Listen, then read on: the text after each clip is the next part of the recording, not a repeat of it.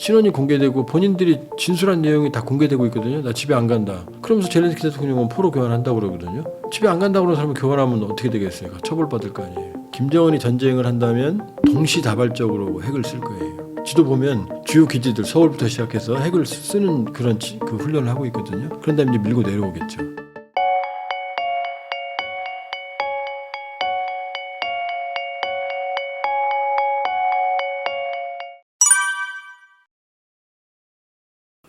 지금 현재 상황을 정리해 보면 우리 국정원은 11,000명, 우크라이나는 12,000명으로 추산하는 인민군, 북한군이 지난해 10월 상순 극동 지역으로 이동을 했고 11월경에 쿠르스크 열점지대로 이동을 했고 12월 상순경부터 전투에 참가한 것으로 지금 평가되고 있고 우리 국정원 추산으로는 13일 날 1월 13일 국회 정보위 보고에서 사망 300 내외, 부상 2,700명 내외에 한 달간 손실이 있었다. 이거 어마어마한 거거든요. 간 인원의 4분의 1이 손실된 거니까. 이게 현재 상황이고 그동안 많은 얘기들이 있었지만 이제 포로가 확보된 건 처음이죠. 억양이라든지 여러 가지로 봤을 때는 확실히 북한군으로 추정이 된다라고 볼 수가 있고 쿠르스크에 러시아군이 4만, 북한군 11,000, 2,000 있으니까 북한군 파병 이후로 러시아가 상당한 진전을 이뤘어요. 그러니까 수적인 측면에서는 상당한 도움을 많이 받았다. 병력 면에서는. 그러나 이 소모율이 너무 높다. 지나치게. 이대로 가면 한 2달, 석 달 지나면 11,000명 모두 다 소모될 거다. 그러니까 소모율이 매우 높고 일부 뭐 인민군의 전투력이 향상이 되고 있다. 그런 얘기가 나오지만 구조적으로 파병된 인민군들은 경보병 개념이거든요. 중무장, 탱크, 장갑차에 아포가 없어요. 가져갈 수도 없고. 그런 상황에서 이 북한군은 산악전에 특화되어 있는데 한반도에 지금 평원이거든요. 장비는 빈약하고 러시아도 쓸 장비가 없거든요. 그러니까 이 상황에서 북한군을 최전선에 먼저 투입하는 전략을 러시아가 쓰고 있기 때문에 인민군의 소모율이 아주 높다. 그러니까 향후에 더 많은 소모가 진행될. 왜냐? 쿠르스크 전투가 더 격화될 거니까. 그러나 지금 조금 지적돼야 될 게 이 북한군 포로를 얼굴을 공개하고 신원을 공개하는 건 인권 침해 소지가 있어요. 왜냐하면 신원이 공개되고 본인들이 진술한 내용이 다 공개되고 있거든요. 나 집에 안 간다. 그러면서 젤렌스키 대통령은 포로 교환한다고 그러거든요. 집에 안 간다고 그러는 사람은 교환하면 어떻게 되겠어요? 처벌받을 거 아니에요. 우리 국정원이 협력하고 있다. 당연히 협력해야죠. 정보도 획득하고. 근데 그건 공개되면 좋을 게 없죠. 그건 비밀리에 해야 되는 거거든요. 그러니까 우크라이나 측에서 물론 이해는 하죠. 전장이고 심리전이니까. 그러나 향후에는 좀 더 신중했으면 좋겠다. 지난해 10월 기준으로 컨테이너 2만 개 분량의 무기가 러시아로 갔어요. 어마어마하죠? 152mm 포탄으로 환산하면 940만 발이에요. 러시아가 포탄 하루에 3, 4만 발 쓰거든요. 5만 발. 얼마만한 양인지 알겠죠? 그럼 어마어마한 무기가 갔는데 그럼 북한이 무기가 남아 돌겠습니까? 병력도 갔죠. 북한의 전력이 향상됐겠어요? 줄었겠어요? 줄죠. 안보 공백이 발생하죠. 지금 DMZ에서 북한군이 작업하는 건 방벽을 쌓는 거예요. 완전히 공격을 차단하기 위한 작업들이에요.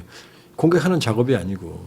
이번에 글로벌 파이어 파워 세계 군사력 지수가 발표가 됐는데 대한민국은 5위예요. 북한은 34위예요. 병력은 많지만 북한군의 3분의 1 정도가 영양 결핍이거든요. 그런 상황에서 북한이 도발을 해야 될 이유가 없죠. 연평도 포격 때 북한이 170발의 다연장과 포를 쐈는데 90발이 바다에 떨어졌어요. 근처에도 못 왔어요. 우린 그보다 훨씬 더 작게 쐈는데 북한 진지를 괴멸시켰어요. K9. 그 다음 연평 1차 해전, 2차 해전, 대창 해전 우리 뭐 참수리 357정이 기습당해서 윤영아, 수령까지 이제 대위였다가 이제 진급됐는데 추소가 됐어. 안타까운 병사들이 희생이 있었지만 그것도 기습이었어요. 그 기습을 당했음에도 불구하고 북한군 측이 더 괴멸적인 타격을 받았거든요. 그러니까 무력 도발을 통해서 북한군이 사실은 무력 충돌을 더 무서워해요. 막 도발하는 것 같죠? 그러니까 한미 훈련을 대규모로 하게 되면 북한은 오히려 숨죽여요. 총탄도 회수하고 전방지대에서. 심지어는 70년대에는 총구도 봉인하고 방아쇠까지 봉인을 했다고 그래요. 빌미를 줄까 봐. 전쟁은 돈이 합니다. 지금 만일에 무력 도발하면 우리가 강력하게 응징하게 돼 있는데 명시적인 도발을 왜 하겠습니까? 그러니까 북한은 헤어질 결심을 한 이유가 자기 독재체를 유지하려고 우리하고 완전히 떨어지고 싶은 거예요. 지금 여기 계엄 탄핵 사태도 보도도 안 해요. 1월 14일, 1월 중순까지 계엄 이 사태, 이 탄핵 사태가 한 40여일 진행됐는데 북한은 딱 4번 보도했어요. 대한민국 매일 보도했잖아요. 아예 여기 관계를 끊고 싶은 거예요. 영향받고 싶지 않은 거예요. 왜? 독재 체제 유지하려고. 가까이 붙어 있으면 힘드니까. 엮이기 쉽지 않은 거거든요. 우발적인 충돌이나 무력 도발 가능성을 완전히 배제할 수는 없지만 북한이 도발을 했을 때, 명시적인 도발을 했을 때 얻을 게 없다. 얻을 게 없다. 오히려 충돌을 북한은 두려워한다. 핵무기 가지고 있지만 그걸 마음대로 쓸 수 있는 게 아니잖아요. 푸틴도 저렇게 힘든데 80만 명씩 죽어나가고 다치는데도 핵을 못 쓰잖아요. 북한의 도발에는 철저하게 대비해야 되지만 북한이 뭐 무제한적인 무모한 도발을 할 가능성은 높지 않다. 오히려 지금은 방어적인 차원의 대비를 하고 있다. 그러나 우발적 충돌 가능성은 방지해야 되는 거고 항상 긴장의 끈을 놓지 말아야 되죠. 김정은이 최근에 본인이 직접 돈도 대고 그다음에 각본도 쓰고 연기 지도까지 한 72시간이라는 영화가 있거든요. 72시간으로 이제 우리 하는데 북한은 72시간이라고 그래요. 거기 보면 김정은의 전쟁관이 나와요. 6.25 때예요. 6.25 때 3일간 서울 점령 때까지 3일간을 그린 영화인데 미군 증원 이전에 남반부를 완전히 점령 못한 걸 통탄의 한으로 그려놔요. 그러니까 김정은은 미국의 증원 병력이 오기 전에 전쟁을 끝내겠다는 생각이 있는 거죠. 김정은이 전쟁을 한다면 동시다발적으로 핵을 쓸 거예요.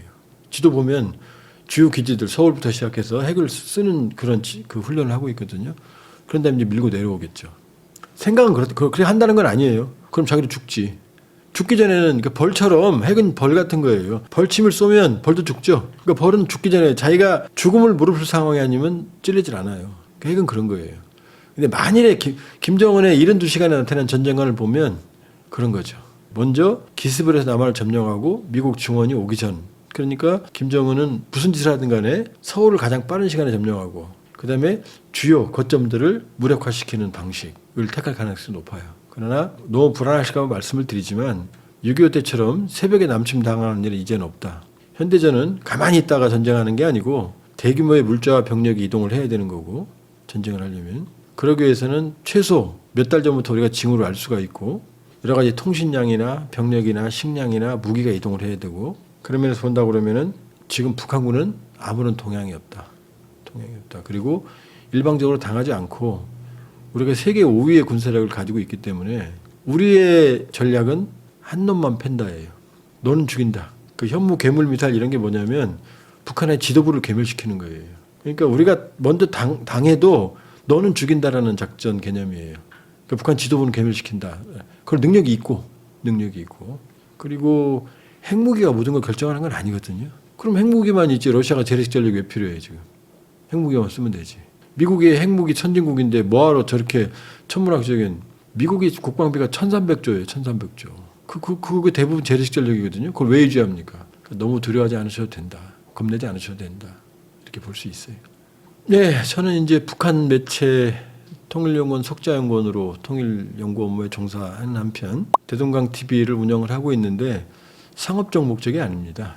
왜냐하면 북한 관련 정보가 너무 희화화되고 근거 없고 북한에 대한 오해나 잘못된 인식을 많이 가지게 하기 때문에 객관적이고 사실에 근거해서 북한에 대한 이해를 증진시키고 통일, 언젠간 우리가 가야 할, 반드시 걸어가야 할 통일은 선택이 아니고 필수예요. 이 분단의 질병을 고치는 치료입니다. 그렇게 본다 그러면은 먼저 정확한 북한 이해가 필요하거든요. 또 거기에 대한 국제 정세 그런 공익적 목적으로 운영을 하고 있거든요. 따라서 대동강 TV에 오시면 접하지 못하시는 많은 정보들을 접하실 수가 있고 북한에 대한 또 주변 통일과 관련된 한반도와 관련된 주변 정세를 이해하실 수 있거든요. 대동강 TV를 많이 응원해 주시면 고맙겠습니다.